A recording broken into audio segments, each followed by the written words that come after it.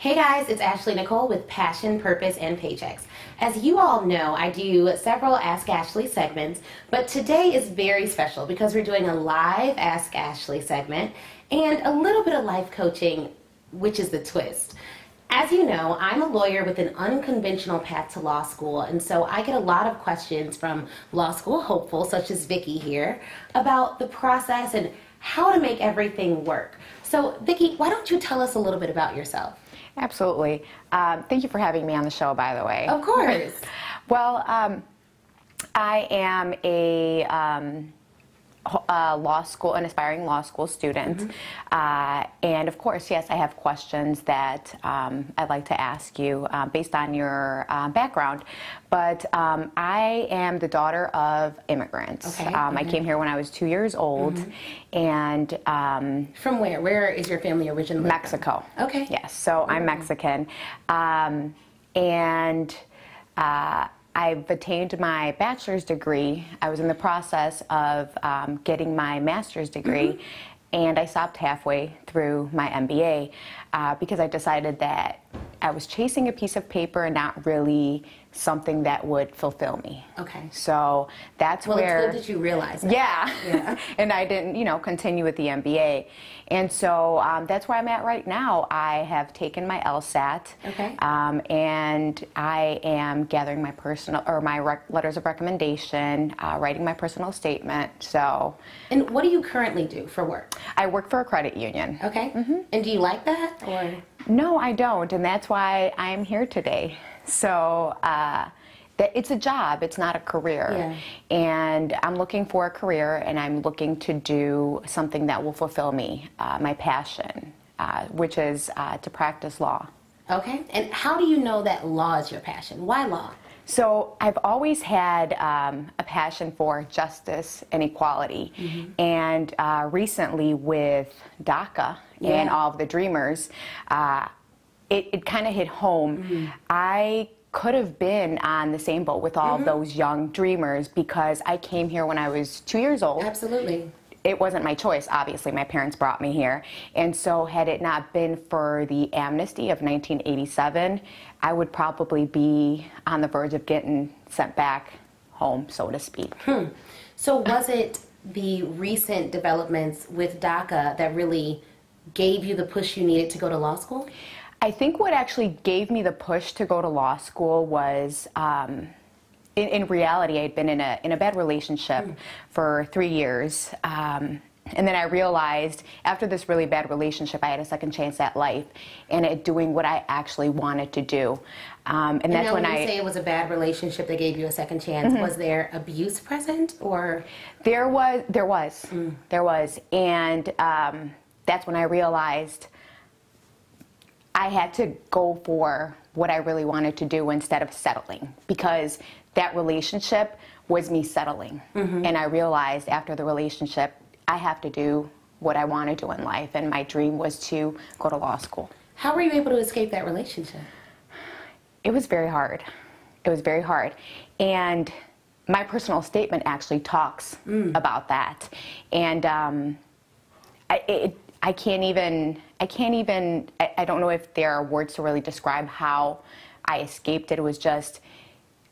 It was hard, plain and simple. And unless you're in a situation like that, you will never know what it feels like.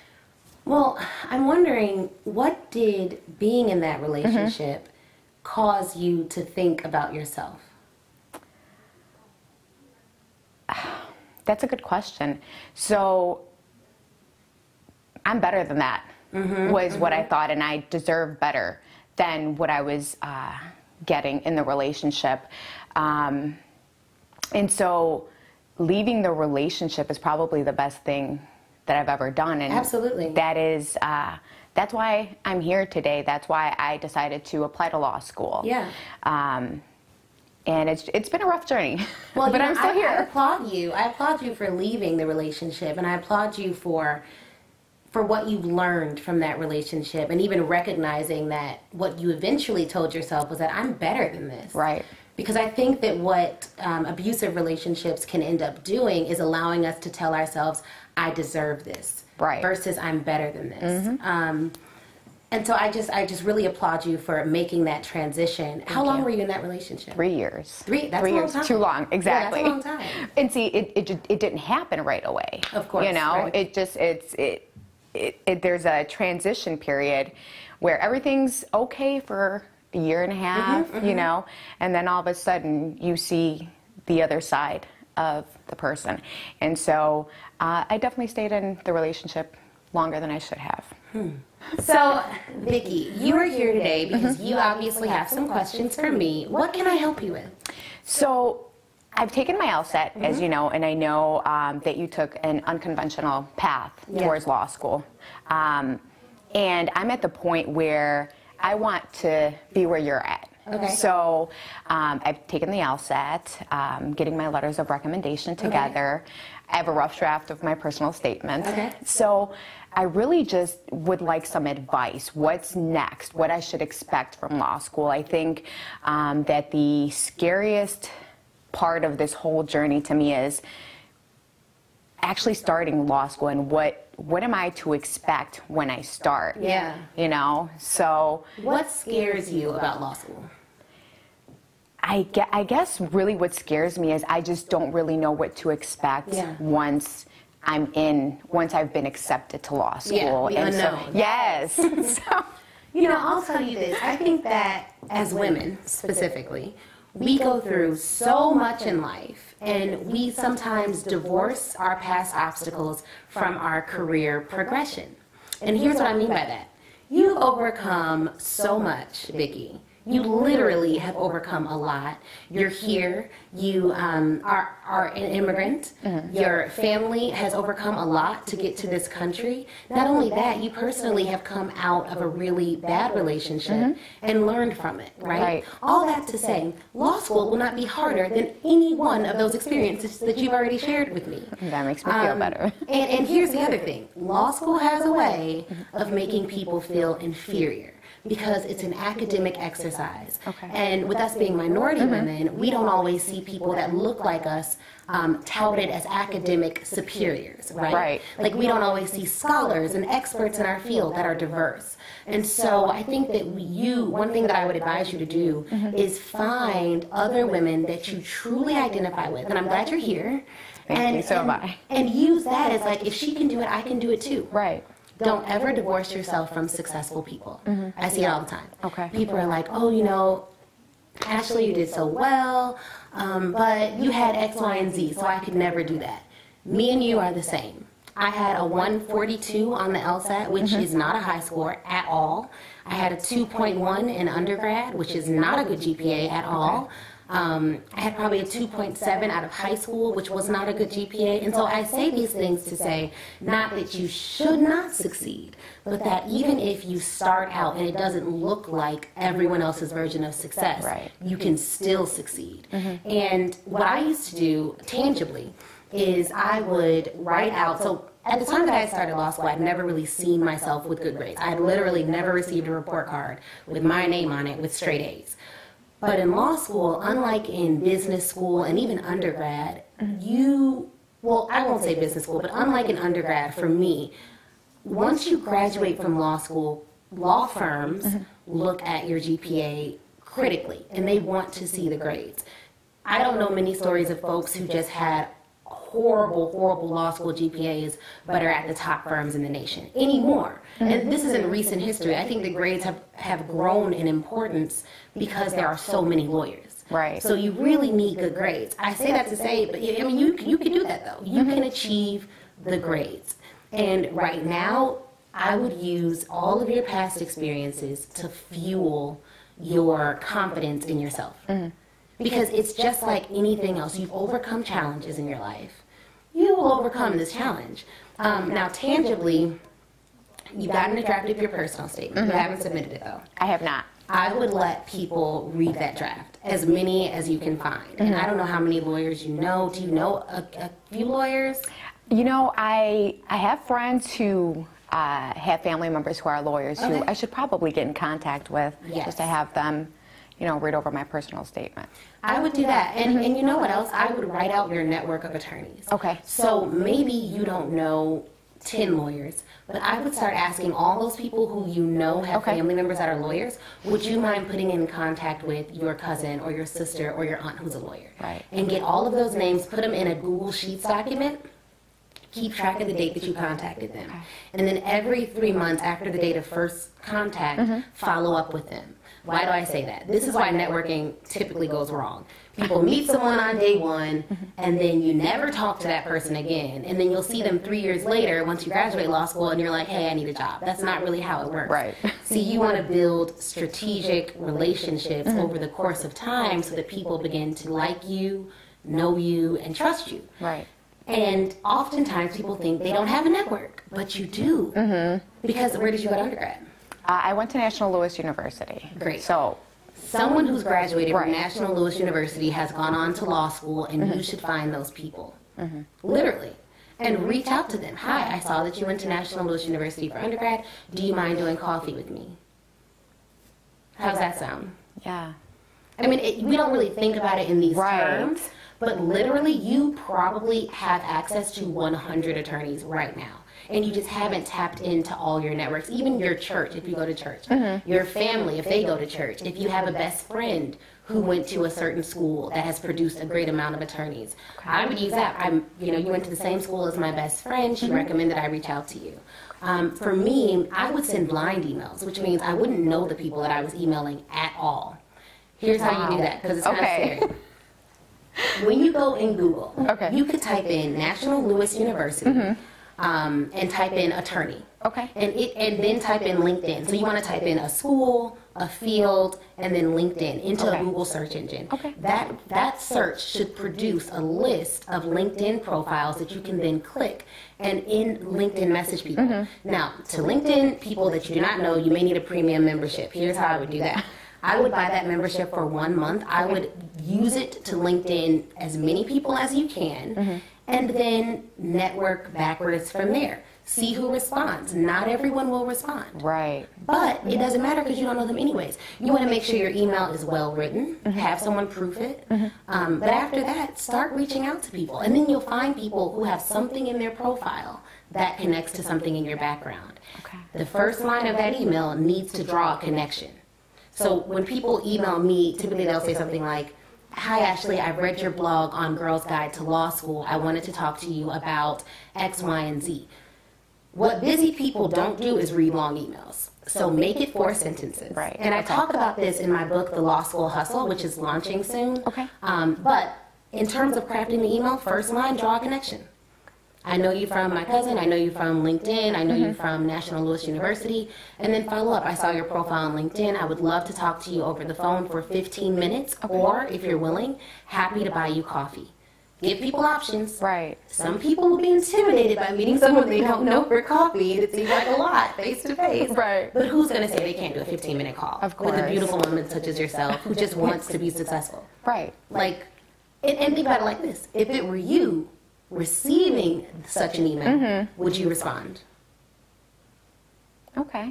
You are me in 5 years. Like, my credentials and what I have now, working at a large firm and graduating from Northwestern, you will have those credentials in 5 years. Like, you'll be able to say, you'll be a lawyer. It doesn't take that long. It's 3 years. You pass the bar, you pass the bar.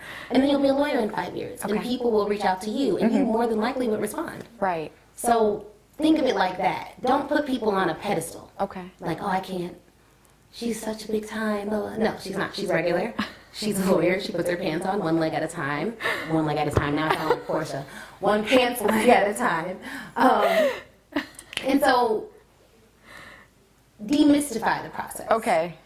And that's great advice, because, I mean, those are questions that, you know, go through my mind on a daily basis. Like, how do I do all of this? And that's great advice. So I'm definitely going to take that, and probably in the upcoming week go ahead and start networking and talking to my friends and family who have lawyers in their network. So it's great advice. Thank you. And really think about building the network now. Because I will tell you, it is way easier for an attorney to speak with a law student who doesn't need a job right away than it is to speak with someone who's a third-year law student who's literally just seeking a job. Okay. Like, it's easier to build the relationships when you need nothing than it is when you need a lot. Right. Okay. Because you want to, like, people want to be empowered to grant your requests. Like, if someone came to me and was like, I need $1 million, I'd be like, well, I can't give you $1 million. Right. You know what I mean? But if they came and said, well, do you mind introducing me to 2 of your attorney friends? I would say, yeah,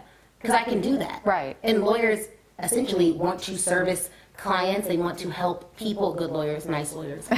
Some won't be nice, but you don't need every lawyer. Exactly. You get you 3, 4 good mentors, and you are well on your way. And really ask them what they do. Okay. What specialty they're in. There's a lot of specialties. Right. I heard you talk about justice. Not all lawyers are fighting the good fight. Yeah, and I know that.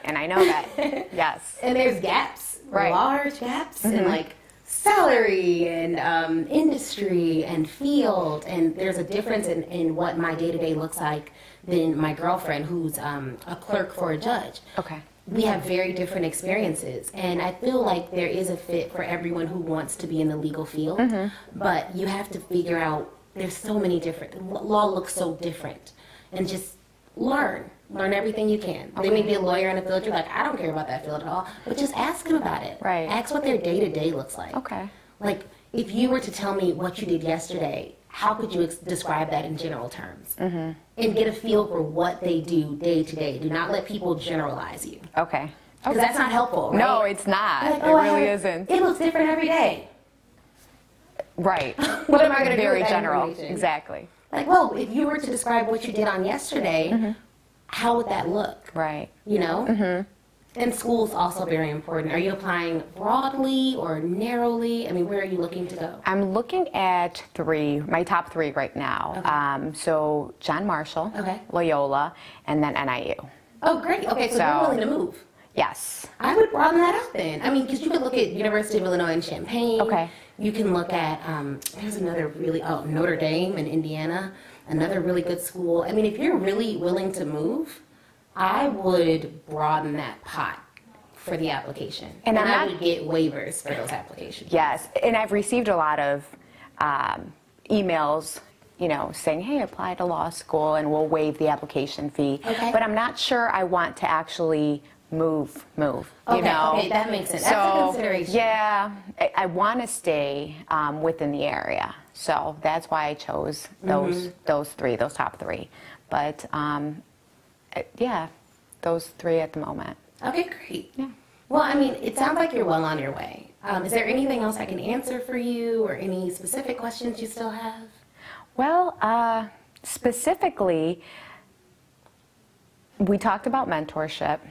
I guess I really want to know how, other than the advice that you gave me, reaching out to people, did you, when you first started the law school journey, I mean, did you have mentors? Were there, how were you able to acquire those mentors that helped you on the way to law school? That's a really good question. So my aunt's a lawyer. Okay. So I'm not a first generation lawyer in my family. My aunt is a lawyer. She's currently general counsel at a company.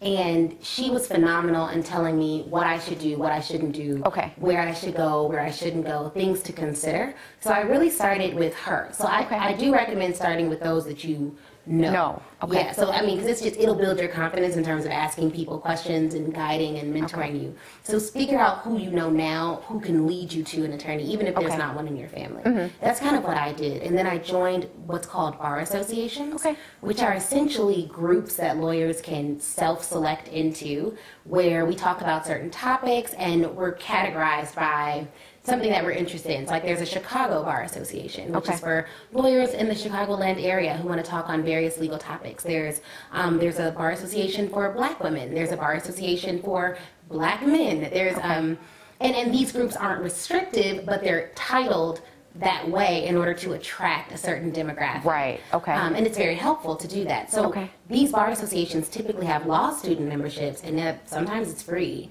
Sometimes it's like $10 a year. Okay. And you can just go to those meetings on a variety of topics and really learn what you're interested in and figure out not only what you're interested in, but what types of lawyers practice in that space and whether or not you connect with them. Okay. So that's definitely a big piece of it. But before I went to law school, also I YouTubed how to be successful in law school. I read blogs about how to be successful in law school. I looked on Amazon and bought some of the highest rated books on how to be successful in law school. And so just figuring all of that out, and then I never spoke against my success. Okay. So I just, like, people were like, oh, that test was really hard. I was like, I feel good about it. Like, I just was like, I'm not going to speak negatively about what I want. And I think that people are afraid sometimes to say, I want straight A's, because they don't want to be accountable to that vision of their life. Yes. So you say, I want straight A's, and you get all C's, and then people sometimes get embarrassed. But you shouldn't. Right. That was what you desired. Right. You put that out there. And not only do you put it out there verbally, but you work towards it. And you don't let negative Nancy's tell you that you're not going to be successful. Okay. And in law school, I'm telling you, people are going to say, oh, that class is so hard, no one passes her test. And you're going to say nothing. Because you should not agree with that. Right. Because you will pass her test and you will do well. Right. I could not afford to self-doubt. Because I had left my full-time job to do law school. My husband was working, and we were living like on 38th in California, like 10 blocks from the jail. Like, it had to work. You know what I'm saying? Like, I did not want to live there. I did not want to be, just anywhere where I didn't feel comfortable. And I saw a different vision for my life and for my family's life. Right. And so I didn't have time to be negative. Right. It was like, it may be hard. Guess I have to study more. And I think that it's important for you to be specific about what you want. If you want straight A's, that is what you speak, and that's all that you speak. If you want to work at a large firm, that is what you speak, and that's all that you speak. If you want to do a federal clerkship, which is a very prestigious notation to have as an attorney, then that's what you go for. If you want to work for the Supreme Court, that's what you say. And don't be afraid to say that. Maybe you don't say it to everyone, like people that are just going to be negative about it, but like have an account, like have someone who you can dream with. And that you can reach with. And everyone won't appreciate this now, I will say.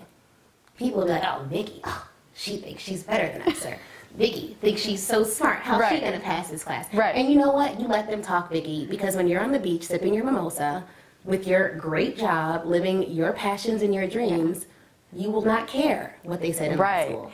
And it's funny that you say that, because right before I was getting ready to take my LSAT, I was at a gathering, and we were talking about, what's everybody doing, and so I said, I'm going to take my LSAT soon, and there was a guy in the room, and he's like, oh, that's a really hard test, I took it.